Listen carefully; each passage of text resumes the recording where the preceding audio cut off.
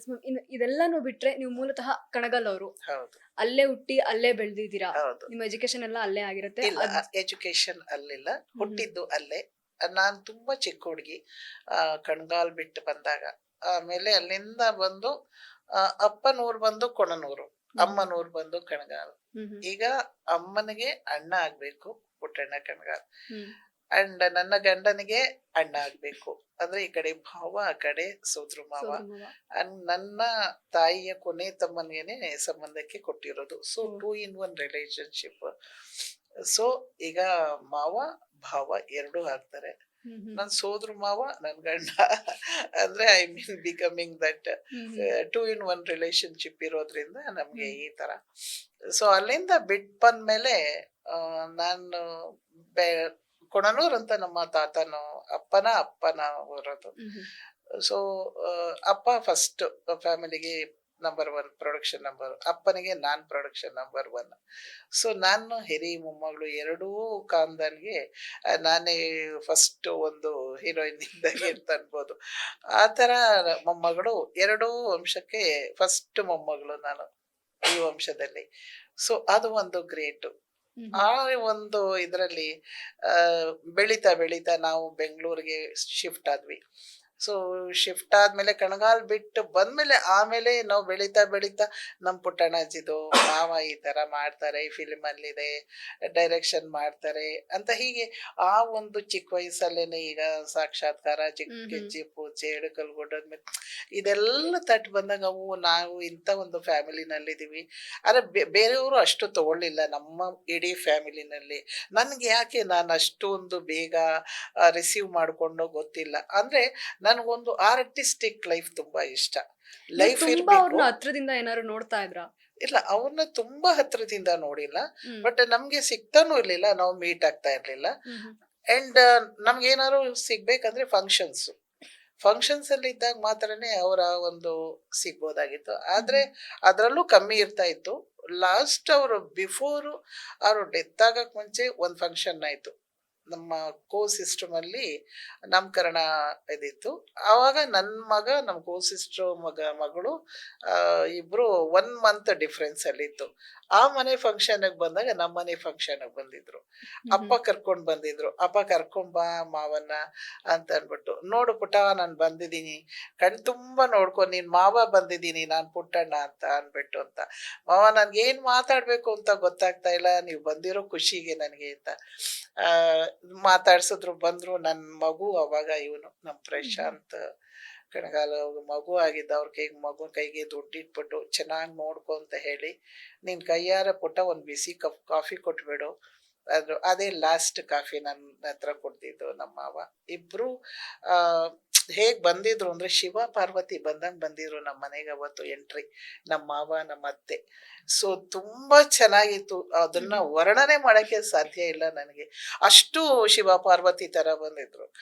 ಆಕೆ ಅಂತೂ, ನಮ್ಮ ಅತ್ತೆ ಅಂತೂ ಆ ಬಿಳಿ ಮುಖಕ್ಕೆ ಕೆನ್ನೆ ಅರಿಶಿನ, ಆ ಶೃಂಗೇರಿ ಕೆಂಪು ಕುಂಕುಮ, ಮಲ್ಲಿಗೆ ದಿಂಡು, ಬಾಯಲ್ಲಿ ಎಲೆ ಅಡಿಕೆ, ಹಸಿರು ಬಳೆ, ಹಸಿರು ಸೀರೆ, ಒಂದು ಇದು ನಮ್ಮ ಮಾವ ಬಿಳಿ ಡ್ರೆಸ್ಸು ಅಂಡ್ ವಿಭೂತಿ ಕುಂಕುಮ, ಸಾಕ್ಷಾತ್ ಒಂದು ಶಿವ ಪಾರ್ವತಿ ಜೋಡಿ ಬಂದಂಗೆ ಆ ಒಂದು ಫೀಲ್ ತಗೊಂಡೆ ನಾನು. ತುಂಬಾ ಖುಷಿ ಆಯ್ತು. ಅಂದ್ರೆ ನಮ್ಮನೆಗೆ ನಮ್ಮ ಪುಟ್ಟಣ್ಣ ಮಾವ ಬಂದಿದ್ದಾರೆ, ಅದು ಎಲ್ಲೋ ಸ್ಕ್ರೀನ್ ಅಲ್ಲಿ ಎಲ್ಲೋ ನಮ್ಗೆ ಬ್ಯಾಕ್ ಅಲ್ಲಿ ಕೇಳ್ಬರೋ ಇದು ನಮ್ ಮನೆಗೆ ಬಂದ್ರಲ್ಲ. ಬಟ್ ಏನಂದ್ರೆ ಮೋರೋವರ್ ಜಾಸ್ತಿ ಅವ್ರು ಇರ್ತಾ ಇರ್ಲಿಲ್ಲ.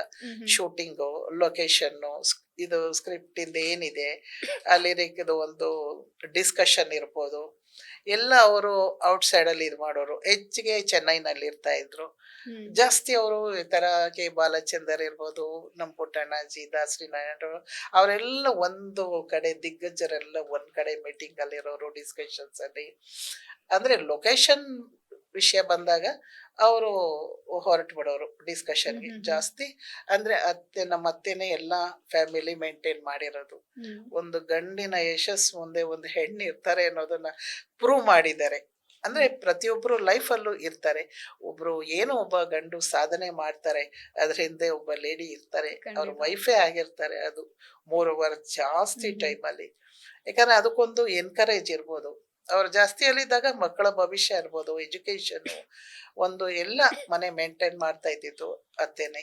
ಈ ವಿಷಯ ಇಷ್ಟು ನನಗೆ ಗೊತ್ತು. ಅಂಡ್ ಅವರಷ್ಟು ಕಷ್ಟಪಟ್ಟು ಮೈಸೂರು ಸ್ಟುಡಿಯೋ, ಚಾಮುಂಡೇಶ್ವರಿ ಸ್ಟುಡಿಯೋ ಅಲ್ಲಿ ಫಸ್ಟು ಇದು ತಂದಾಗ, ಸ್ಯಾಲ್ರಿ ತಂದಾಗ 30 ರುಪೀಸ್ ಅಂತೆ. Okay. ಆ 30 ರುಪೀಸ್ ಅಲ್ಲಿ ಅಮ್ಮಂಗೆ ಅಲ್ಲಿ ಇವರು ನಮ್ಮ ವಂಶದಲ್ಲಿ ಏನಂದ್ರೆ ತಂದೆ ತಾಯಿಗೆ ಫಸ್ಟ್ ರೆಸ್ಪೆಕ್ಟ್, ಸ್ಪೆಷಲಿ ತಾಯಿಗೆ ರೆಸ್ಪೆಕ್ಟ್, ತಾಯಿ ಗುರು ಅಂತ ಅವರು ಸ್ಪೆಲ್ ಮಾಡ್ತಾ ಇದ್ದಿದ್ದು. ತಾಯಿಗೆ ತುಂಬಾ ಬೆಲೆ ಕೊಡ್ತಾ ಇದ್ರು. ತಾಯಿ ಅಂದ್ರೆ ತಾಯಿ, ಅವಳೇ ಗುರು, ಅವಳೇ ತಾಯಿ, ಅವಳೇ ಸತ್ಯ ಅನ್ನೋ ಒಂದು ಕಾನ್ಸೆಪ್ಟ್ ಇಟ್ಕೊಂಡಿದ್ದಂಥವ್ರು. ಆ ತರ ಫಸ್ಟ್ ಸಂಬಳದಲ್ಲಿ ಒಂದು 15 ರೂಪಾಯಿದೊಂದು ಕಾಟನ್ ಸ್ಯಾರಿ ಅಂಡ್ ಮೈಸೂರು ವಿಳೆದೆಲೆ, ಮೈಸೂರು ಮಲ್ಲಿಗೆ, ಈ ತರ ಅವರು ಆ ತರ ಒಂದು ಖುಷಿ, ನಮ್ಮಮ್ಮನ ನಾನು ಇಷ್ಟು ಖುಷಿ ಪಡಿಸ್ಬೇಕು ಅಂತ ಅನ್ನೋ ಅವತ್ತಿನ ಒಂದು ಕಾನ್ಸೆಪ್ಟ್ ಏನಿರುತ್ತೆ.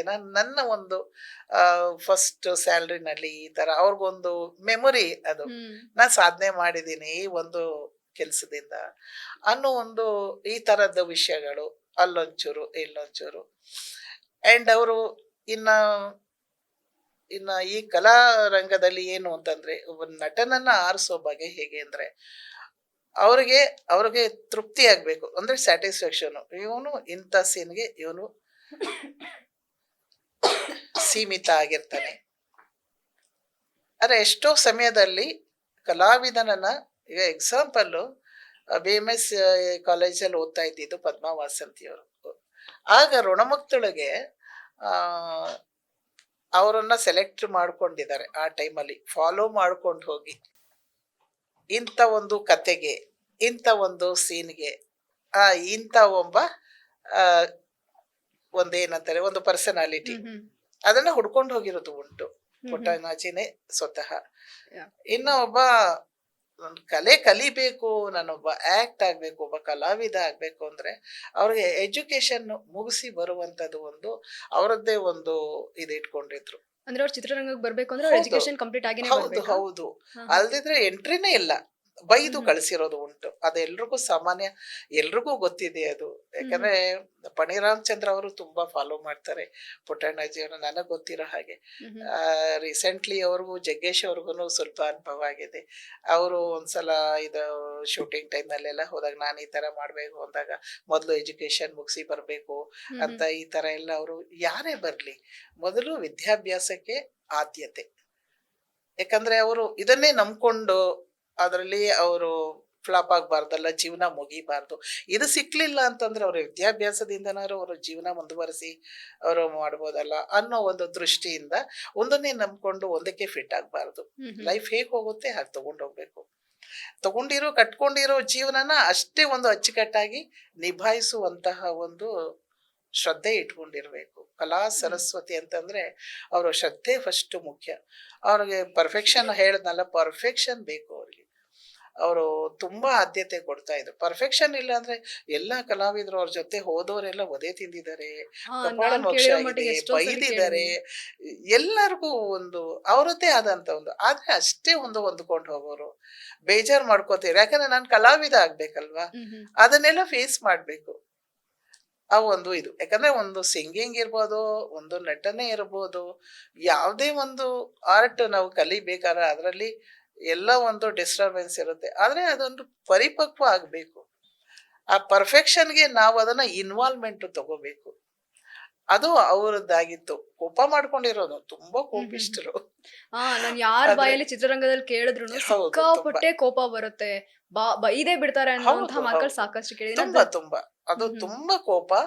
ಆದ್ರೂ ಲೆಜೆಂಡ್ರಿ ಡೈರೆಕ್ಟರ್ ಅಂತ ಅನ್ನಿಸ್ಕೊಂಡಿದ್ದಾರೆ ಆದ್ರೂ ಇವತ್ತು ಪಾಪ ಅವ್ರ ಏನೇ ಬೈದಿರ್ಲಿ, ಏನೇ ಬೈಸ್ಕೊಂಡಿರ್ಲಿ, ಇವತ್ತು ಎಲ್ಲ ಅವ್ರ ಜೊತೆ ಪಳಗಿರುವಂತವ್ರು ಅವರು ಲೆಜೆಂಡ್ರಿ ಆಕ್ಟ್ರೆಸ್ ಗಳಾಗಿತ್ತು. ಅದು ತುಂಬಾ, ಅವ್ರಷ್ಟೆಲ್ಲ ಬೈದಿಲ್ಲ ಅಂದಿದ್ರೆ ವರ್ಷಕ್ಕೆ 3 ಮೂವಿ ಮಾಡಕ್ ಆಗ್ತಿರ್ಲಿಲ್ಲ ಖಂಡಿತವಾಗ್ಲೂ. ಯಾಕಂದ್ರೆ ಅವರು ಒಂದು ಕಲ್ಲನ್ನ ಕೆತ್ತನೆ ಮಾಡಿ ಒಂದು ಶೇಪ್ ಕೊಟ್ಟು ಇವನೊಬ್ಬ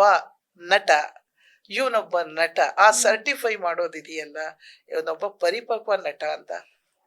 ಇವರಾಗಿರ್ಬೋದು, ಯಾರು ನಾಗರಹಾವು ನಮ್ಮ ಡಾಕ್ಟರ್ ವಿಷ್ಣುವರ್ಧನ್ ಸರ್. ವಿಷ್ಣುವರ್ಧನ್ ಆಗಿರ್ಬೋದು, ಅಂಬರೀಷ್ ಅವರನ್ನ ಎಷ್ಟು ತಿದ್ದಿದ್ದಾರೆ.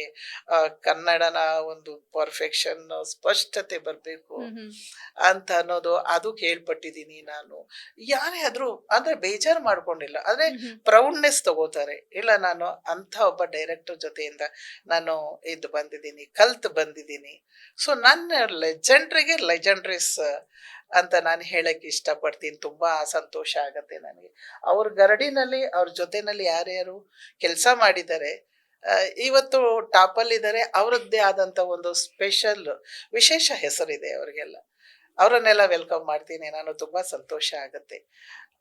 ಸೊ ಹಾಗಾಗಿ ಒಂದು ಯಾರೇ ಆಗಿರ್ಬೋದು, ಪ್ರತಿ ಒಬ್ಬರು ಒಂದು ಇದರಲ್ಲಿ ಎಡುಕಲ್ಲು ಗುಡ್ಡ ಅಂತಾನಲ್ಲ, ಕಲ್ಪನಾ ಆಗಿರ್ಬೋದು, ಇವರಾಗಿರ್ಬೋದು, ಎಲ್ಲರೂ ಅವರದಂತ ಒಂದು ಅನುಭವಗಳಾಗಿದೆ. ಎಲ್ಲರೂ ಇವತ್ತು ನೋಡಿ, ಕಲ್ಪನಾಗೆ ವಿಶೇಷ ಹೆಸರಿದೆ, ಆರ್ತಿ ಅವ್ರಿಗಿದೆ, ಭಾರತಿ ಅವ್ರಿಗಿದೆ, ಅವರವ್ರದ್ದೇ ಆದಂತ ಒಂದು ಪ್ಲೇಸ್ ಅನ್ನ ಇಟ್ಕೊಂಡಿದ್ದಾರೆ.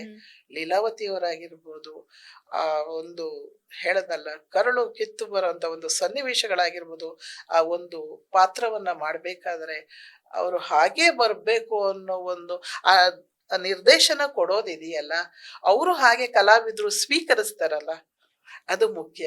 ಪಾತ್ರಗಳಿಗೆ ಜೀವ ಹೌದು, ಬರ್ಬೇಕು. ಜೀವ ತುಂಬಬೇಕು ಅವ್ರಿಗೆ. ಅದು ನೈಜತೆ ಎಷ್ಟು ಇರ್ಬೇಕು ಅಂತಂದ್ರೆ ಬಿಡೋದಿಲ್ಲ ಅವರು. ಅದು ಬರೋವರೆಗೂ ಬಿಡ್ತಿರ್ಲಿಲ್ಲ. ಅವಾಗ್ಲೇ ಕೋಪ ಬರ್ತಾ ಇದ್ದಿದ್ದು, ಅವಾಗ್ಲೇ ಹೊಡಿತಾ ಇದ್ದಿದ್ದು. ಹಾಗಲ್ಲ, ಹೀಗೆ ನೀವು ಹೀಗ್ ನೋಡಿದ್ದೀರಾ ಮಾಡು. ಅವ್ರು ಇಲ್ಲ, ನಾನು ಕೇಳಿದ್ದೀನಿ. ಯಾಕಂದ್ರೆ ನಾನು ಅಷ್ಟೇ ಒಂದು ಫಸ್ಟ್ ಅಂಡ್ ಲಾಸ್ಟ್. ಯಾಕಂದ್ರೆ ನಾವು ಬೆಳೀತಾ ನನಗೆ ಫಸ್ಟ್ ಬೇಗ ಅರ್ಲಿ ಮ್ಯಾರೇಜ್ ಆಯ್ತು. ಆಕ್ಚುಲಿ ನಾನು 10th ಬರ್ತಿದ್ದಂಗೆನೆ, ನನಗೆ 10th ಎಕ್ಸಾಮ್ ಮುಗಿತಿದ್ದಂಗೆ ಮ್ಯಾರೇಜ್ ಆಗೋಯ್ತು. ಸೊ ನಂದು ಅರ್ಲಿ ಸೆಟ್ಲ್ಮೆಂಟ್ ಅಂದ್ರೆ ಮ್ಯಾರೇಜ್. ಅಂಡ್ ದೆನ್ ಆಫ್ಟರ್ ನನ್ನ ಎಜುಕೇಶನ್ ಮತ್ತೆ ಮುಂದುವರಿಸಿ ಡೈರೆಕ್ಟ್ SLC ಇಂದ ಮಾಸ್ಟರ್ಸ್ ಲಿಟ್ರೇಚರ್ MA ಕನ್ನಡ ಮಾಡಿದ್ದು ನಾನು ಮಾನಸ ಗಂಗೋತ್ರಿ, ಮೈಸೂರು.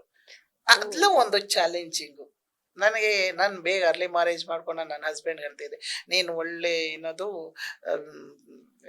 ಚೈಲ್ಡ್ ಇದ್ ಮಾಡ್ತಾರಲ್ಲ, ಅದು ಆ ಥರ ಮ್ಯಾರೇಜನ್ನ ನೀನು ಮಾಡ್ಕೊಂಬಿಟ್ಟೆ. ನಾನು ಓದ್ಬೇಕಿತ್ತು ಅಂತ. ಆಯ್ತು ಬಿಡಮ್ಮ, ನಾನು ಯಾವ ಥರ ಓದಿಸ್ತೀನಿ ಅಂತ ಅನ್ನೋರು.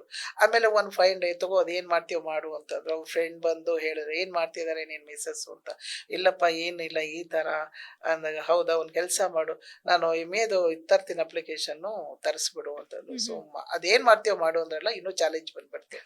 ಅಂದರೆ ರಿಸ್ಕಲ್ಲಿ ಥ್ರಿಲ್ ತಗೊಳ್ಳೋದು, ಆ ಥ್ರಿಲ್ಲಲ್ಲಿ ಅದನ್ನ ಏನಂತಾರೆ ಕ್ಲಾರಿಟಿ ತಗೊಳ್ಳೋದು, ಇದೆಲ್ಲ ನನಗೆ ತುಂಬ ಇಷ್ಟ. ಆ ಕಷ್ಟದಲ್ಲೇ ಒಂದು ಸುಖ ಕಾಣೋದು ಅಂತಾರಲ್ಲ, ಯಾಕಾಗಲ್ಲ, why can't I take this?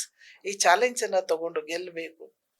ಈಗ ನನ್ನ ಮಗನ ವಿಷಯದಲ್ಲೂ ಅದೇ ಥರ ನಾನು ತಗೋತಾ ಇದ್ದೀನಿ. ತುಂಬ ಟಫ್ ಇದೆ. ಬಟ್ ಏನಂದ್ರೆ ಅವನು ಅದರಲ್ಲೇ ಇದಾಗಬಾರ್ದಲ್ಲ. ಅವನಿಗೆ ಏನಾದ್ರು ಒಂದು ಚೈತನ್ಯ ಕೊಟ್ಟು ಅವನಿಗೊಂದು ದಾರಿ ತರಬೇಕು. ಅವನು ಬಂದ್ಬಿಟ್ಟಿದ್ದಾನೆ, ಮುಳುಗೋಗಿದ್ದಾನೆ ಈ ಲಿರಿಕ್ಸ್ ಪ್ರಪಂಚದಲ್ಲಿ. ಯಾರಾದರೂ ಒಂದು ಗುರುತಿಸಿ ಅವನಿಗೊಂದು ಲೈಫ್ ಸಿಗಬಹುದೇನೋ ಅನ್ನೋ ನಿಟ್ಟಿನಲ್ಲಿ ನಾನು ಕೂಡ ಕಾಯ್ತಾ ಇದ್ದೀನಿ. ನೋಡೋಣ. ಈ ಒಂದು ಚಾನೆಲ್ಗೆ ಕರೆಸಿ ನಮಗೆ ಇಷ್ಟು ವೇದಿಕೆ ಕೊಟ್ಟಿದ್ದೀರಾ, ನನಗೆ ಅದಕ್ಕೆ ಫಸ್ಟ್ ಥ್ಯಾಂಕ್ಫುಲ್ ಆಗಿದ್ದೀನಿ. ಇಲ್ಲಿಂದ ನೋಡೋಣ, ಏನು ಸ್ಪೀಡ್ ನ್ಯೂಸ್ ಏನು ಅಂತ ಅಂತೀರಾ, ಅಷ್ಟೇ ಒಂದು ಸ್ಪೀಡ್ ಆಗಿ ಅವನಿಗೆ ಸಹಕಾರ ಸಿಗ್ಬೋದು ಅಂತ ನಾನು ಈ ಥಾಟ್ ಇಟ್ಕೊಂಡಿದ್ದೀನಿ, ನನ್ನದೇ ಆದಂಥ ಒಂದು ಇದು. ಸೊ ಹೀಗಿದೆ.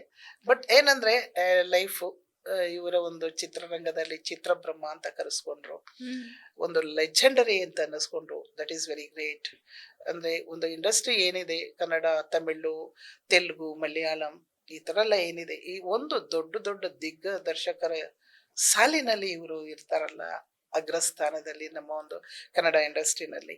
ಇದು ಒಂದು ಗ್ರೇಟ್ ಅಂತ ಅನ್ಸುತ್ತೆ, ಹೆಮ್ಮೆ ಅನ್ಸುತ್ತೆ. ಮೋರೋವರ್ ಅದನ್ನ, ಯಾಕಂದ್ರೆ ನಾನು ಸಾರಿ ಏನಕ್ಕೆ ಹೇಳ್ತೀನಿ ಅಂದ್ರೆ, ನಾವು ಯಾರು ಬೇರೆ ಡೈರೆಕ್ಟರ್ ಇರ್ಬೋದು, ಬೇರೆ ನಟ ಇರ್ಬೋದು, ಬೇರೆ ಹೊರಗಿನಿಂದ ಬಂದಿರೋರು ಇರ್ಬೋದು, ಅರೆ ನಮ್ಮವ್ರನ್ನ ನಾವು ಗೌರವಿಸ್ಬೇಕು. ಆ ಒಂದು ಹೆಮ್ಮೆ ನನಗೆ. ಎಲ್ಲರನ್ನ ಒಪ್ಕೊಳ್ತೀವಿ, ಅದು ಇರ್ಬೇಕು.